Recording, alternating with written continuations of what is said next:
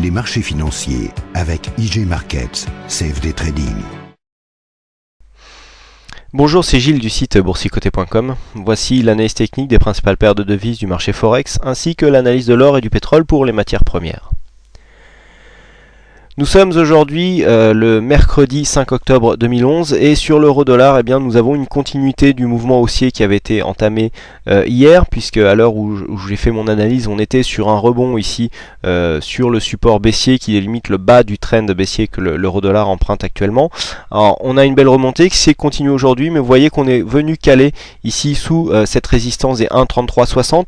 Alors, elle est assez importante cette résistance puisque c'est exactement le point bas qui avait été marqué juste avant la précédente phase de hausse qui avait provoqué le précédent contact sur le haut du trend, après lequel on était redescendu, cassure quasiment sur gap à l'ouverture de lundi. On revient ici marquer un plus bas et on revient caler sous cette zone. Donc là c'est clairement baissier, hein. C'est clairement ici ce que nous venons de vivre, c'est un rebond technique par rapport à cette phase de baisse. Et là si on cale encore sous les 1,3360, c'est clair que nous irons casser le précédent plus bas, à savoir les 1,3146, puisque là le mouvement technique est vraiment très propre, hein. On a un plus bas, remonté, double top en plus, hein, double top ici qui avait été signalé juste sous la résistance baissière.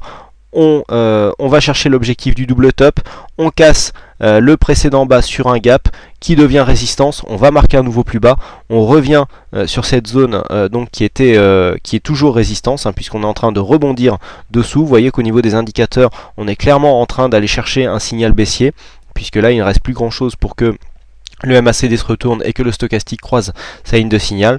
Donc si on venait ici en direction de du support des 1,3254, il y aurait à coup sûr une continuité du mouvement baissier qui pourrait nous emmener donc sur une cassure, je me répète, des précédents points bas, à savoir les 1,3146, tant qu'on n'arrive pas à casser cette zone ici des 1,3360 d'une façon relativement durable.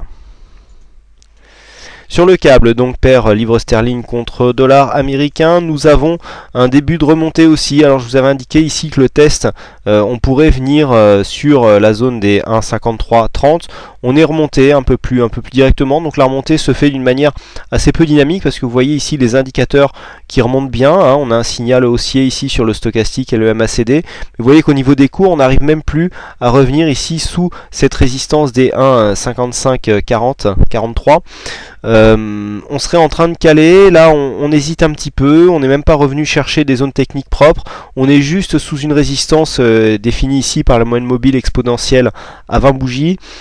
Je dirais que c'est assez baissier si on reste sur cette zone, puisque cette moyenne mobile exponentielle en général fait office de résistance ou support. On le voit bien là sur cette phase, normalement sur des phases assez dynamiques, hein. On voit bien là la MME20 qui fait office de résistance, et lorsqu'on arrive à la casser durablement, là on a des changements de tendance possibles. Mais vous voyez que là on avait calé autour de cette zone, on était redescendu, là on était venu la chercher en tant que résistance, on avait accéléré, et c'est vraiment sur cette cassure qu'on a une phase de stabilisation. Mais là il faudrait confirmer en arrivant vraiment à casser cette moyenne mobile exponentielle à la hausse, sinon en cas de cassure et de cassure ici du point bas, donc, et surtout du support des 1,5330, on pourra avoir une accélération baissière et pourquoi pas une réintégration des cours sous cette résistance.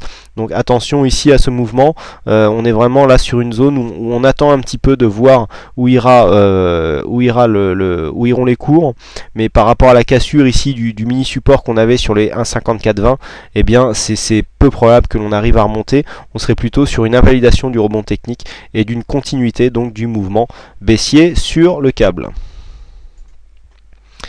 Dollar-yen, donc dollar-yen où nous avons un infléchissement de la tendance. Alors on voit en fait que c'est tout simplement le support haussier ici qui ne colle plus vraiment à la tendance. Alors j'ai pour habitude de dire que les choses ne sont pas figées en analyse technique, donc on peut se permettre comme ça de revenir placer un support pour qu'il colle plus à la tendance. Voilà, hein, là c'est chose faite. Vous voyez qu'ensuite on peut donc là on va essayer de voir ce que ça donne au niveau de la zone haute. Donc on prend en fait cette ligne, on la duplique vers le haut, on voit si on arrive à trouver. Vous voyez que là on arrive encore à trouver des points significatifs, puisque lorsque l'on a ce point haut ici, on va se caler sur ce point haut. Donc on va vraiment venir sur sur cette zone, voilà, pour tracer notre trend.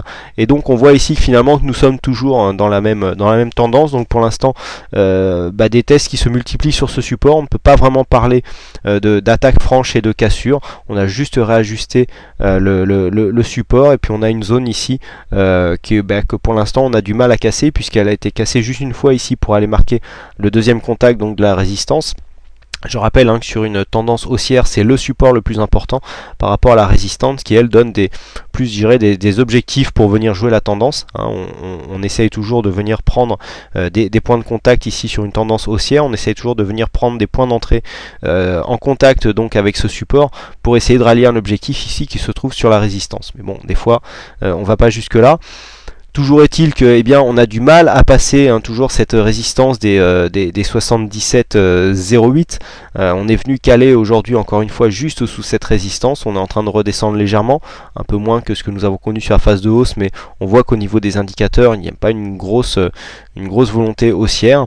Donc attention, on pourrait caler ici, et cette résistance, si elle n'est pas franchie rapidement, pourrait provoquer une cassure de ce support, qui donc pourrait annihiler toute volonté haussière, et donc de sortie un petit peu de ce range dans lequel nous sommes depuis maintenant quelques temps. Bon, peu de choses à faire toujours sur le dollar yen, mais on surveille quand même des possibles sorties techniques. Sur l'or, nous avons quelque part une transformation de l'essai. J'avais un petit peu d'avance, j'anticipais une cassure ici sur cette zone.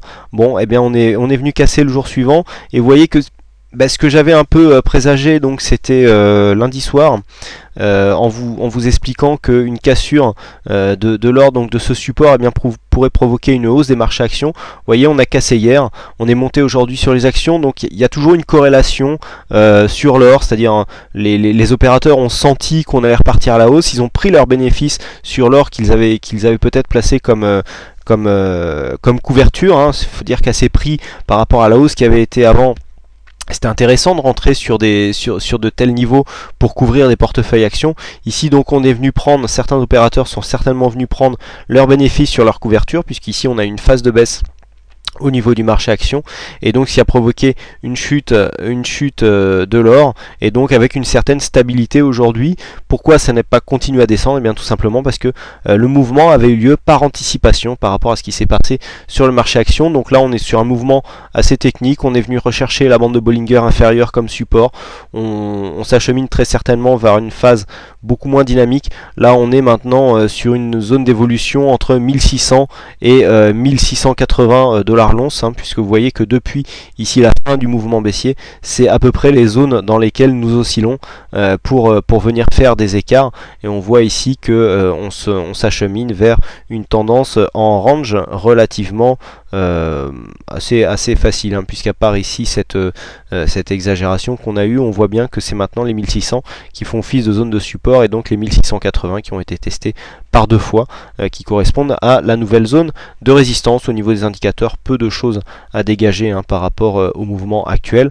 Donc sur l'or, le fait que l'on remonte ici, attention, on a peut-être des prises de couverture suite à la forte hausse des marchés aujourd'hui, donc ça sera à suivre. Une continuité de la hausse de l'or pourra annoncer une baisse du marché action. Et enfin on termine par le pétrole, donc le pétrole qui a bien suivi le marché action. On assiste à une recorrélation des matières premières par rapport au marché action, puisque comme je viens de vous l'expliquer, on a eu la baisse de l'or qui s'est suivie d'une hausse des marchés actions, et je vous avais aussi dit que le pétrole devrait certainement remonter en cas d'une hausse des marchés actions. C'est exactement ce qui s'est passé, puisqu'après ici le test de la zone des 75 dollars le baril, on parle ici du WTI, nous avons assisté à une belle remontée ici hier soir, donc en fin de séance, qui a été suivie donc par une continuité du mouvement. Donc nous arrivons ici sur la zone haute, on n'est pas encore suracheté, on a de la marge sur les indicateurs, on est encore loin de la bande de Bollinger, on pourra aller chercher en extension la zone des 80 dollars le baril. C'est un exercice qui est tout à fait accessible dans l'état actuel des choses, et vu un petit peu la pente de ce mouvement. Voilà ce que l'on peut dire donc sur ces principales analyses techniques Forex et matières premières. Il ne me reste plus qu'à vous souhaiter à toutes et à tous une bonne soirée, bonne chance dans vos trades, et je vous donne rendez-vous dès demain pour de prochaines analyses.